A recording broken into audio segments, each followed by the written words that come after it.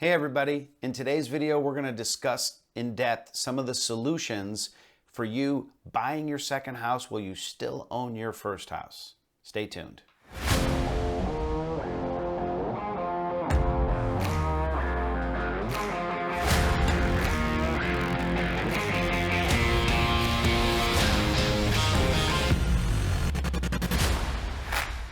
So in our previous videos, we discussed some of the questions you needed to ask yourself and some of the options that were available to you.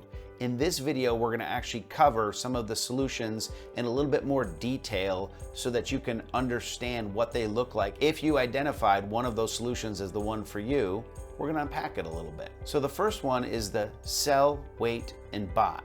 What does that look like? Well, I mean, obviously you're going to sell a house and then there's going to be a period of time where you go out to buy a house and you're back to not being a homeowner, but looking for a house. In the interim, where do you go? That's the question we're going to talk about right now a little bit. One of the options is if the time span you're going to put between buying and selling is 6 months to a year, you could go look for a normal rental property. If that time frame is going to be tighter, here's some other solutions. One is the traditional couch surfing with family. Go stay at a family's house in one of their extra bedrooms. That may or may not work depending on how many kids you have. Number two, find an extended stay hotel like a Marriott or a Comfort Inn Suites where you can rent a space for a prolonged period of time at an affordable rate. Number three is an Airbnb. Not necessarily what your weekend warrior stuff, but what they know is a midterm rental, where you rent it for 30 to 120 days, giving you time in a fully furnished property to be able to look for your next one while you put all of your stuff in storage. So the second option we discussed in the prior video was finding renters for your property. So what does that look like?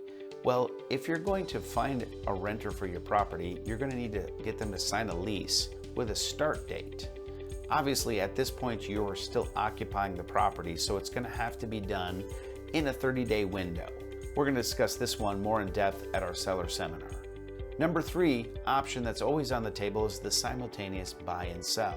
This is when you go out and make offers on properties subject to the sale of your house, trying to marry the two transactions together, effectively making the seller of the house that you're going to buy partner with you to wait for your house to find its own buyer and marry those together. The number four option is actually one of my favorites. It's known as recasting.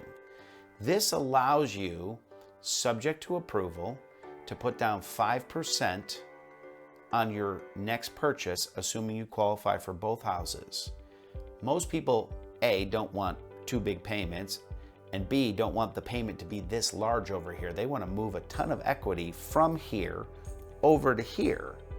So in order to do that, they put down the minimum and buy this one. Their payment, for example, let's say is $3,000. They really don't want that. They want a payment of $2,000, but they can qualify. So they buy it with that 5% down. Then they turn around and sell their house after the fact over here, and they take that $200,000 and move it over, and then the payment recalculates like that money was always there, and their payment of $3,000 now jumps down to $2,000 without refinancing. This is known as a recast. Also, one of the things we're going to discuss in detail at our seller seminar.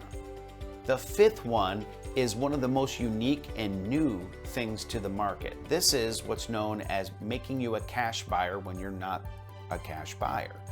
What do you mean, Jason? Well, okay. So the two products we'll discuss right now are Ribbon and Homeward. They both function similarly, but are different. What they do is, in the instance you do not qualify to own property one and property two at the same time, what they do is they qualify you as a bank to buy property two, subject to you selling property one. And once they qualify you, they say, okay, we're confident you're going to sell property one, and it is required. So what we will do is step in as a cash buyer for property two. We will then rent back property two at a monthly rate allow you to move into it, prepare and sell property 1.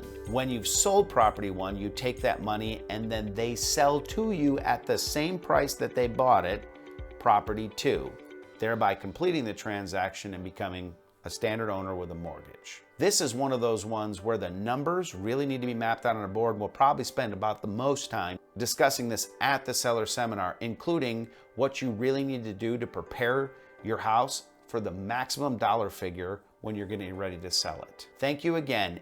If you'd like to come to our upcoming seller seminar, the dates are posted below. If you want a private one-on-one consult to discuss the unique options that fit you best, our phone number's there. Feel free to call and we can schedule a 1-hour one-on-one session to talk about what's going to work best for you. As always, thanks for watching.